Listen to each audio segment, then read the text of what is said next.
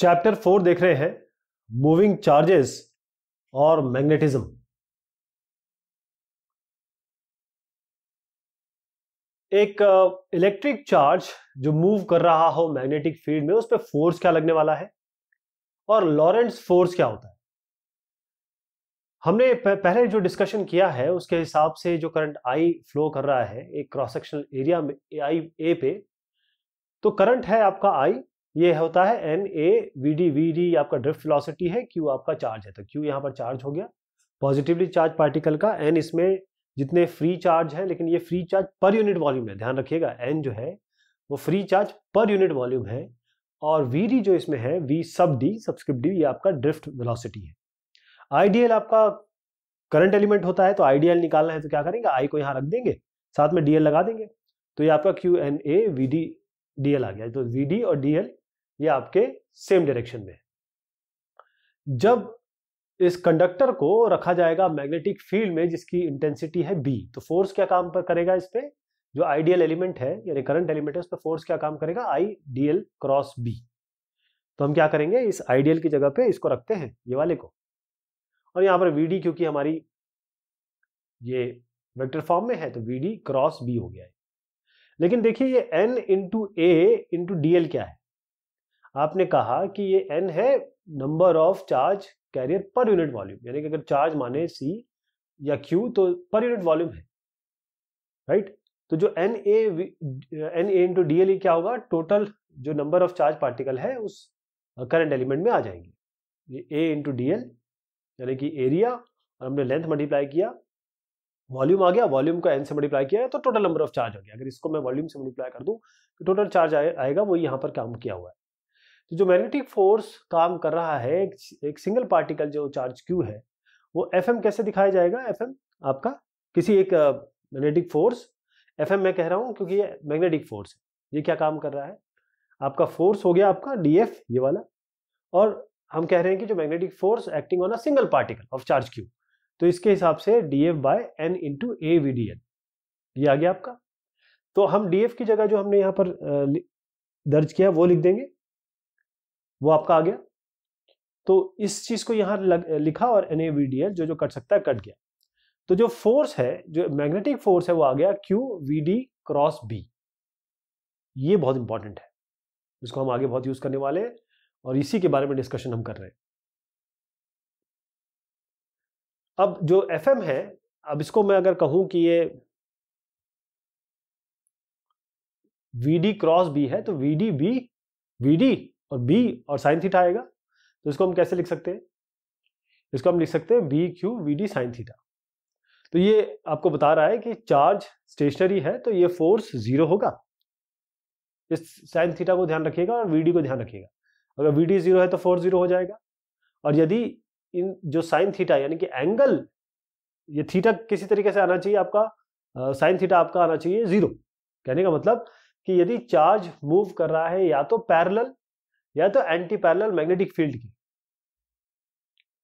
तो ये force zero हो जाएगा। दोनों ही केसेस में ये पॉसिबिलिटी है, तब फोर्स जीरो होगा। यदि ये चार्ज क्यू मूव कर रहा है, इलेक्ट्रिक फील्ड इसकी इंटेंसिटी ई जो मैग्नेटिक फील्ड बी में काम कर रहा है, तो उस पर एक इलेक्ट्रिक फोर्स भी लगेगा।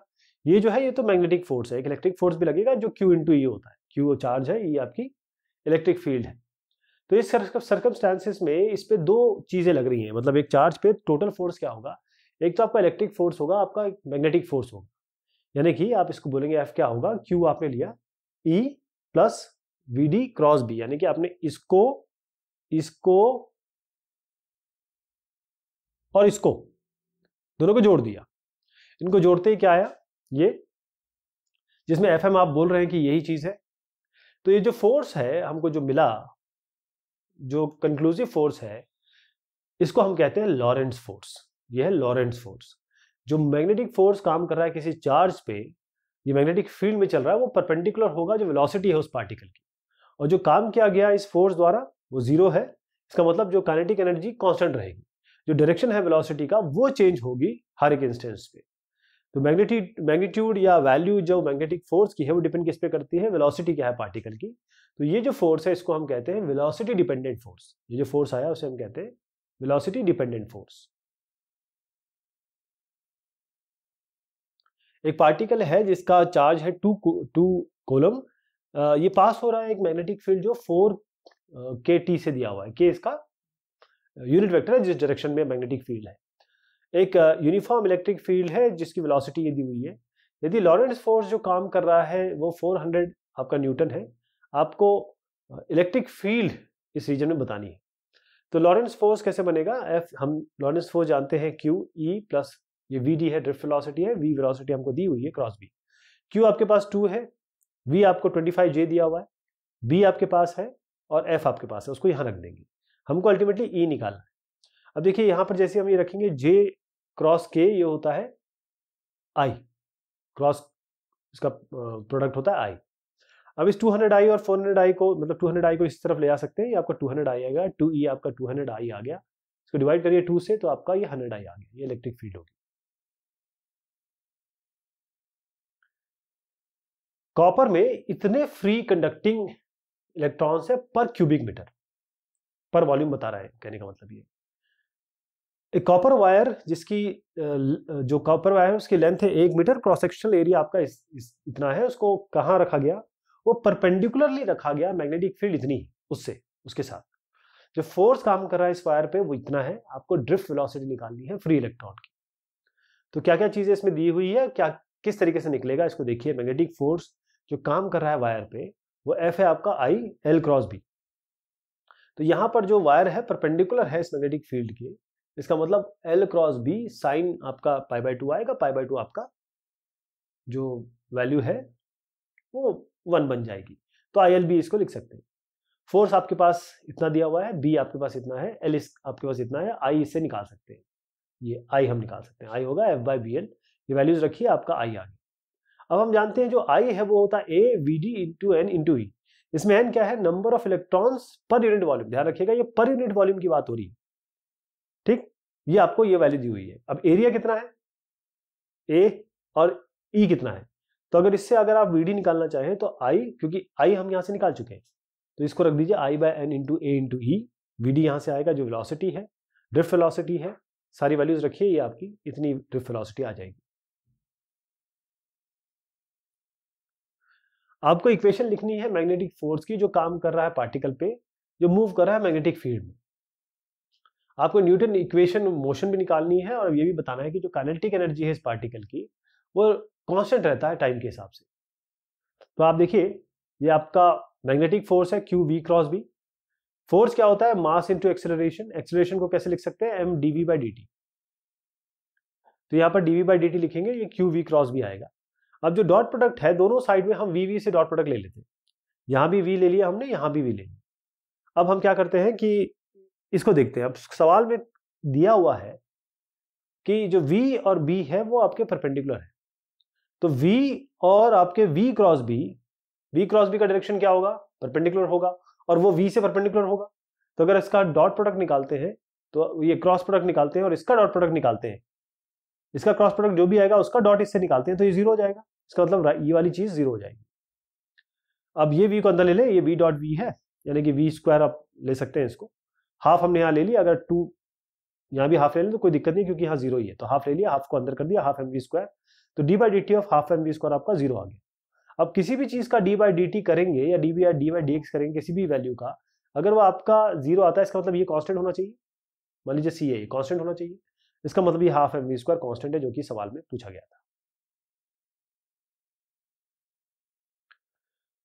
मान लीजिए कि एक पार्टिकल मास m है, इसका चार्ज q है, इसको इंसिडेंट किया गया एक xz प्लेन में, ये x है, ये z प्लेन। इसकी वेलोसिटी v दी हुई है जिसका डायरेक्शन एंगल थीटा बना रहा है, एक यूनिफॉर्म मैग्नेटिक फील्ड है जो आपके x एक्सिस के अलोंग लगाई गई है। आपको बताना है कि जो मोशन है इस पार्टिकल का वो हेलिकल होगा, इस तरीके से हेलिकल होगा, और आपको ये पिच भी बतानी है, ये जो पिच है ना ये बतानी है। अब आप देखिए कि अगर हम दो कंपोनेंट ले जो वेलोसिटी है xz प्लेन में, इसमें एक तो बनेगा आपका ये जैसे v है तो एक तो v साइन थीटा बनेगा, एक ये थीटा है तो एक तो v साइन थीटा बनेगा और एक v कॉस थीटा बनेगा, ये दो हमारे पास आ गए। अब जो vx कंपोनेंट है आप इस फिगर के हिसाब से देखें, ये डायरेक्शन में है किसके, मैग्नेटिक फील्ड के।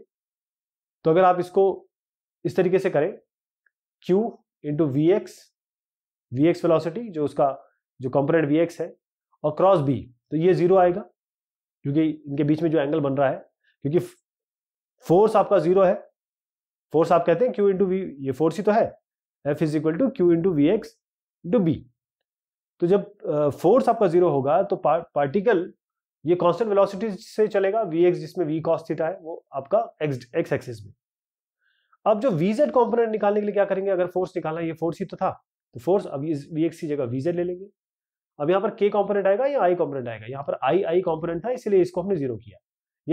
यहाँ k और i आया, इसका मतलब j बनेगा यहाँ पे, ये q v सब z b ही आएगा।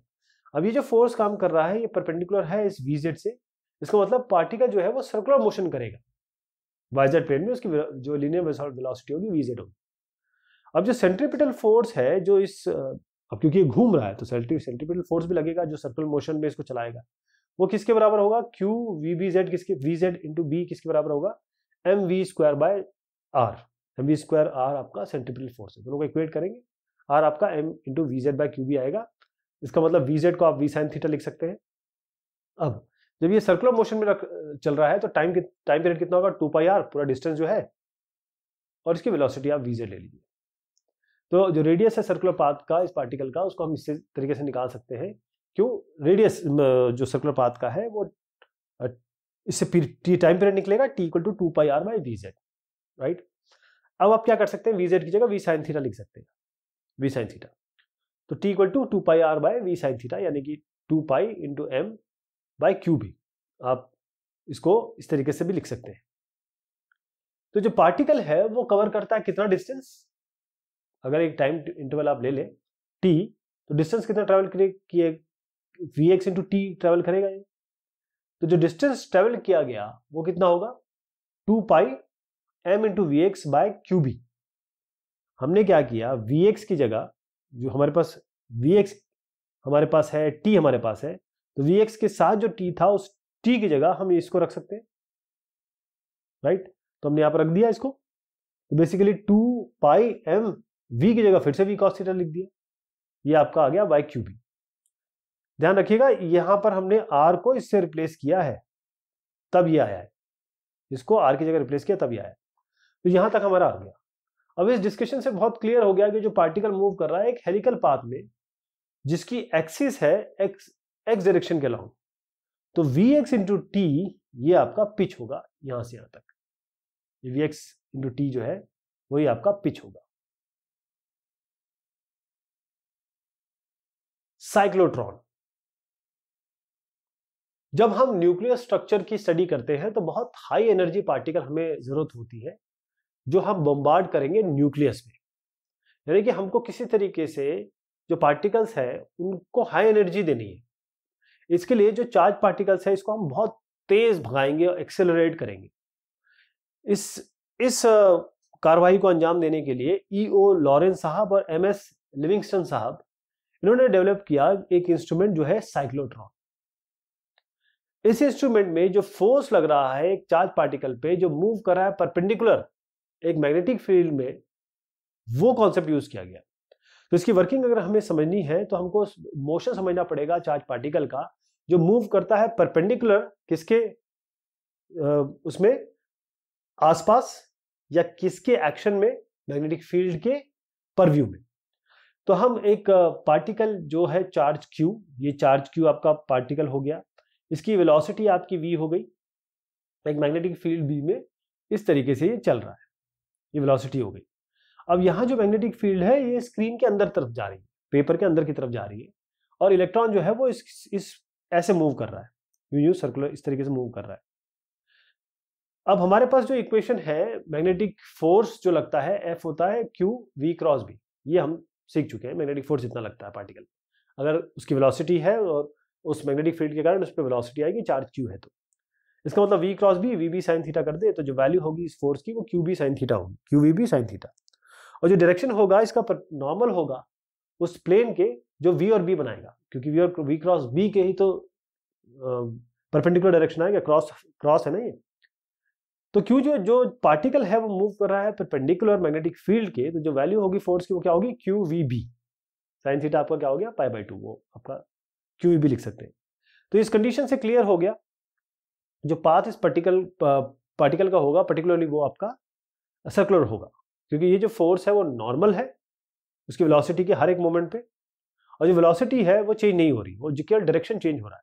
देखिए यहाँ पर ये वेलोसिटी की डायरेक्शन ये है, यहाँ पर वेलोसिटी चेंज है, यहाँ पर डायरेक्शन चेंज है, इस तरीके से बेसिकली वो टेंजेंशियल है। तो ये सर्कुलर मोशन करने लगेगा। जो इसके लिए सेंट्रीपिटल फोर्स लगेगा वो कहाँ से आएगा, वो बी क्यू वी से आएगा। ये जो है ना, यही आपको बी क्यू वी, ये जो आया क्यू वी बी या बी क्यू वी बोले, यही इसको सेंट्रीपिटल फोर्स दे रहा होगा। तो क्यू वी बी को हम इक्वेट कर सकते हैं M V square by R, क्योंकि ये सेंट्रीपिटल फोर्स है, ये आपका फोर्स है। मास पार्टिकल m है और रेडियस जो सर्कुलर पाथ का वो r है। तो इससे r क्या निकल के आएगा, इस इक्वेशन से r हो जाएगा mv by Q B. mv को हम कह रहे हैं कि ये मोमेंटम। तो ये इक्वेशन बता रही है हमको कि जो रेडियस है सर्कुलर पाथ का किसी पार्टिकल का, वो प्रोपोर्शनल है उसके मोमेंटम से, तो p इक्वल टू mv होगी। यदि मोमेंटम इंक्रीज हो रहा है तो रेडियस जो सर्कुलर पाथ का है वो भी इंक्रीज हो रहा है। तो सर्कुलर मोशन के लिए हम v equal to R omega लिखते हैं। इसमें ओमेगा जो है एंगुलर फ्रीक्वेंसी है, जिसको हम साइक्लोट्रॉन फ्रीक्वेंसी बोलेंगे। तो अब हम क्या करें, इस ये जो हमारा m इंटू वी था, इस v की जगह हम आर ओमेगा लिखते हैं, तो m R omega by Q B आ गया। तो ये ओमेगा क्या आएगा, इसको थोड़ा इक्वेट करते हैं तो क्यू बी बाई एम आ जाएगा। अब फ्रीक्वेंसी निकालना है तो हम जानते हैं कि omega equal to two pi F होता है। तो एफ निकालने के लिए आप क्या करेंगे, इसको 2 पाई से डिवाइड कर देंगे, तो एफ सी आ गया। ये आपकी साइक्लोट्रॉन फ्रीक्वेंसी हो गई। तो यहां से एकदम क्लियर है कि जो एंगुलर फ्रीक्वेंसी है पार्टिकल की डब्ल्यू सी या ओमेगा सी, ये इसके मोमेंटम पे तो डिपेंड नहीं कर रही। अगर हम इंक्रीज करेंगे लीनियर मोमेंटम उस पार्टिकल का, तो जो रेडियस है उस सर्कुलर पाथ का वो इंक्रीज हो रहा है, लेकिन जो फ्रीक्वेंसी है ओमेगा सी की वो चेंज नहीं हो रही। यही फैक्ट हम यूज करते हैं जब डिजाइन करते हैं एक साइक्लोट्रॉन को। तो ये साइक्लोट्रॉन का एक साइड व्यू है और ये आपका टॉप व्यू है। इसमें देखिए लाल कलर की 2 डीज बनी हुई, और इस तरीके से ये घूम रहा है, घूम रहा है, घूम रहा है, घूम रहा है, घूम रहा है, घूमते घूमते घूमते घूमते ये बस यहां पर जब एकदम मैक्सिमम वेलोसिटी या एक्सेलरेशन ले लेगा तब इसको बाहर निकाल दिया जाएगा। तो फिर ये इसको बम्बार्ड किया जा सकता है दूसरे पार्टिकल में। तो ये इसका मेन वो है कि किस तरीके से एक्सेलरेशन अचीव करें। तो इसका कंस्ट्रक्शन कुछ इस तरीके से है कि 2 हॉलो मेटालिक बॉक्सेस, ये जो डी शेप लाल कलर में देख रहे हैं ना, ये डी शेप, ये एक दूसरे के आमने सामने रखे गए, जिनके डायमीटर, ये डायमीटर मतलब ये डायमीटर, तो इस तरीके से इसको ये फेस कर रहे हैं, डायमीटर एक दूसरे को फेस कर रहे हैं। एक गैप है इनके बीच में, ये छोटा सा जो गैप दिख रहा है आपका वो गैप है। अब 2 बहुत स्ट्रॉन्ग इलेक्ट्रोमैग्नेट्स वो इस तरीके से रखे गए कि ये यूनिफॉर्म मैग्नेटिक फील्ड इनमें डेवलप हो जाए, जो इस जगह पे डेवलप हो जाए, जो ये 2 बॉक्सेस के बीच में जो जगह आपकी बन रही है। तो ये 2 बॉक्सेस हैं, इनको हम डीज इसलिए करेंगे क्योंकि ये डी फॉर्म में है, डी शेप में है। अब यहां पर एक एसी यानी कि हाई फ्रीक्वेंसी अप्लाई किया गया इनके बीच में। देखिए यहां पर D1 पे, ये D2 पे हाई फ्रीक्वेंसी इसमें अप्लाई किया गया। तो ये डिवाइस इसको रखा गया एक इवैक्यूएटेड चैम्बर में, ताकि कोई और अगर कोई और पार्टिकल हो, एयर पार्टिकल, तो उससे कोलिजन को अवॉइड किया जा सके। तो इसका काम कैसे हो रहा है, मान लीजिए एक चार्ज पार्टिकल है, इसको रिलीज किया गया इस पॉइंट पी पे, इस जगह पी पे, इस गैप में। मान लीजिए टी इक्वल टू 0 है इस टाइम पे। इसी टाइम पे मान लीजिए एक जो डी है वो नेगेटिव पोटेंशियल पे है। यदि चार्ज पॉजिटिवली चार्ज है तो वो इसकी तरफ अट्रैक्ट हो जाएगा, इस डी की तरफ। और क्योंकि यूनिफॉर्म मैग्नेटिक फील्ड है जो इसके बीच में है, इन डीज के बीच में, जो चार्ज पार्टिकल है वो सर्कुलर मोशन लगाएगा गैप के बीच में और इस मैग्नेटिक फील्ड में घुस जाएगा। किस तरीके से, परपेंडिकुलर कोई मोमेंटम होगा इसका। अब कोई अगर इलेक्ट्रिक फील्ड ना हो इस डी में, तो जो पार्टिकल मूव करेगा सर्कुलर पाथ पे और रेडियस डिपेंड करेगा उसके मोमेंटम पे, और वो बाहर आएगा डी पे एक हाफ सर्कल, यहाँ का जैसे यहाँ इसका लेते हैं, इस जगह पे हाफ सर्कल कंप्लीट करके बाहर आएगा। लेकिन इसी समय यदि जो ये दूसरा डी है ये नेगेटिव हो गया इस जगह पे, तो पार्टिकल क्या करेगा, एक डी से आएगा और मोमेंटम गेन करेगा, क्योंकि इलेक्ट्रिक फील्ड जब वो उस गैप से निकल रहा होगा तो वो और मोमेंटम गेन कर लेगा। तो दूसरे इसमें आते ही वो और मोमेंटम गेन कर लेगा। ठीक,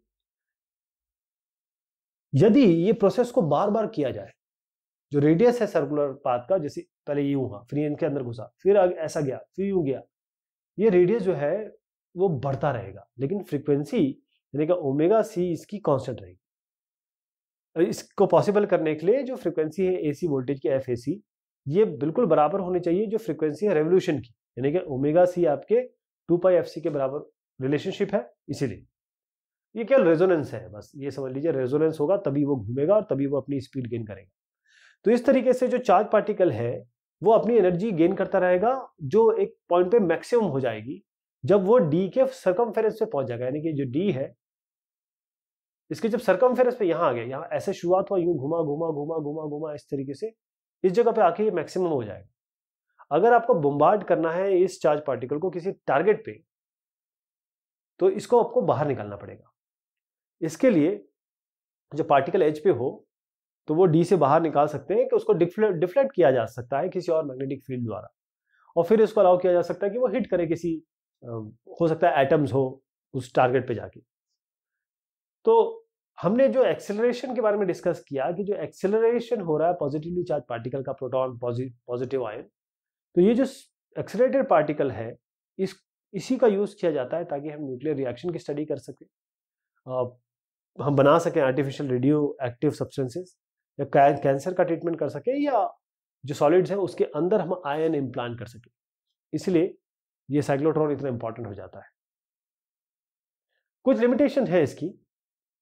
थ्योरी ऑफ रिलेटिविटी को अगर हम गंभीरता से लें तो जो वेलोसिटी है पार्टिकल की, वो जब लाइट को अप्रोच करती है तो मास उसका कम होने लगता है।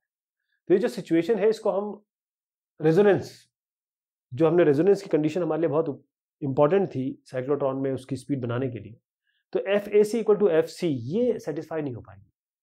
तो अगर एक्सेलरेट करना है बहुत लाइट पार्टिकल जैसे इलेक्ट्रॉन है, तो जो फ्रीक्वेंसी है एसी की वो बहुत हाई होनी चाहिए, गीगाहर्ट्ज में होनी चाहिए।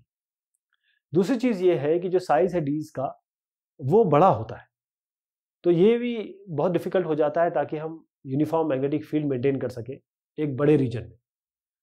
तो जो एक्सेलरेटर है, जो सिंक्रोट्रॉन है, वो डेवलप किया गया है साइक्लोट्रॉन के ऊपर, इन सब चीजों को देखते हुए सिंक्रोट्रॉन।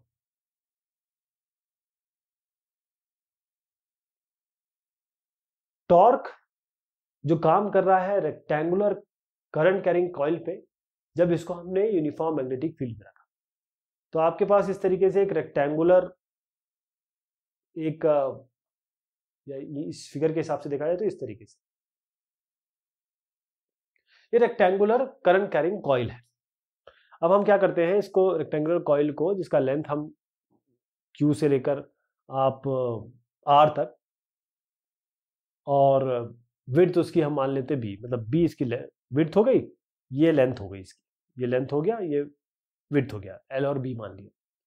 अब I करंट इसमें बह रहा है, यहाँ पर ये I करंट इधर जा रहा है, इधर जा रहा है, इस तरीके से यूं I करंट बह रहा है ये। अब मान लीजिए जो डायरेक्शन है मैग्नेटिक फील्ड की वो अलॉन्ग एक्स एक्सिस है, इस डायरेक्शन में मैग्नेटिक फील्ड यहाँ पर आप देख भी पा रहे हैं।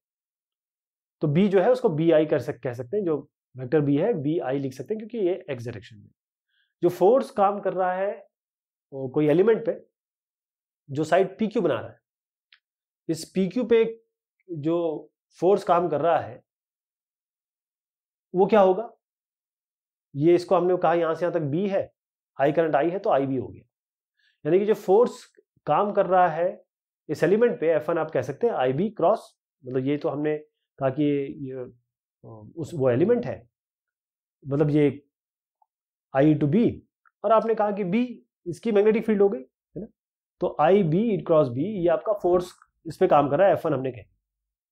इसी तरीके से जो फोर्स काम कर रहा होगा इस RS पे, हमने कहा इस पे ये काम कर रहा है, तो इस पे क्या काम कर रहा है, वो I into B cross B, F1 dash कह सकते हैं इसको, एक F1 है आपका, एक F1 डैश है, तो यही चीज आ गई यहाँ पर। लेकिन ये पॉजिटिव वाई डायरेक्शन में, नेगेटिव वाई डायरेक्शन में, एक ऊपर की तरफ जा रहा है, एक नीचे की तरफ जा रहा है। अब ये जो फोर्सेस हैं बिल्कुल मैग्नीट्यूड में बराबर है, अपोजिट है डायरेक्शन में, कोलिनियर भी है, इसका मतलब ये एक दूसरे को कैंसिल करेंगे। अब हम आते हैं इस QR पे, यहां से लेकर यहां तक।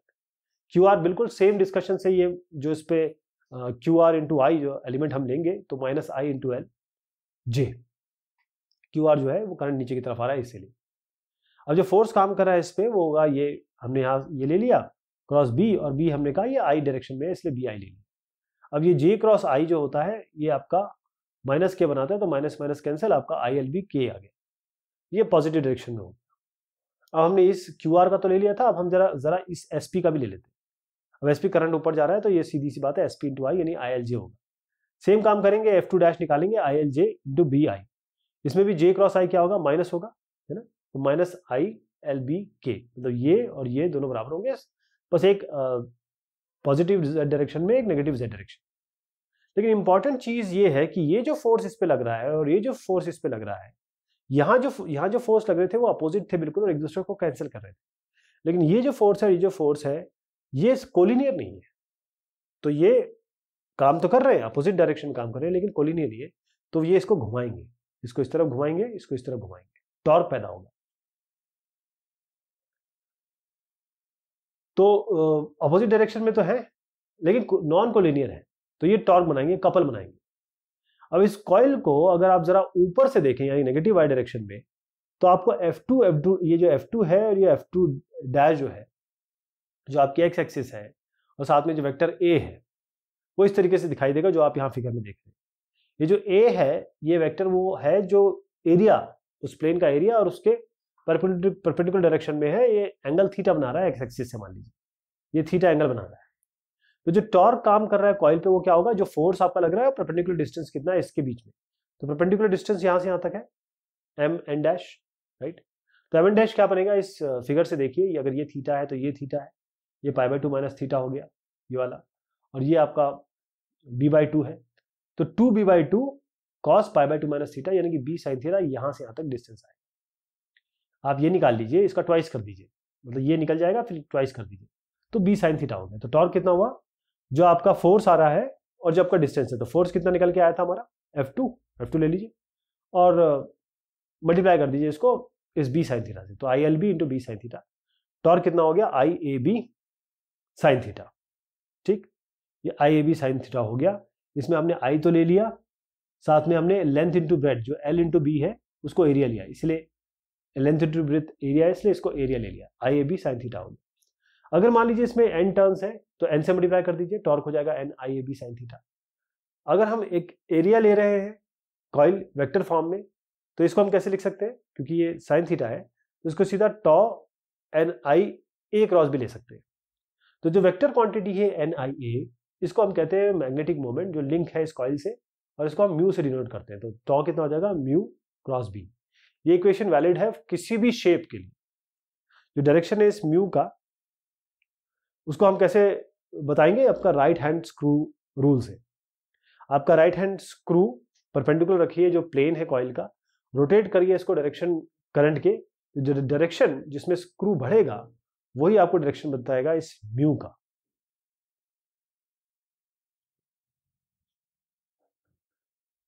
तो ये एक और पार्ट हुआ हमारे डिस्कशन का, अभी एक और लेंगे, तब तक के लिए शुक्रिया, मेहरबानी आप सभी की।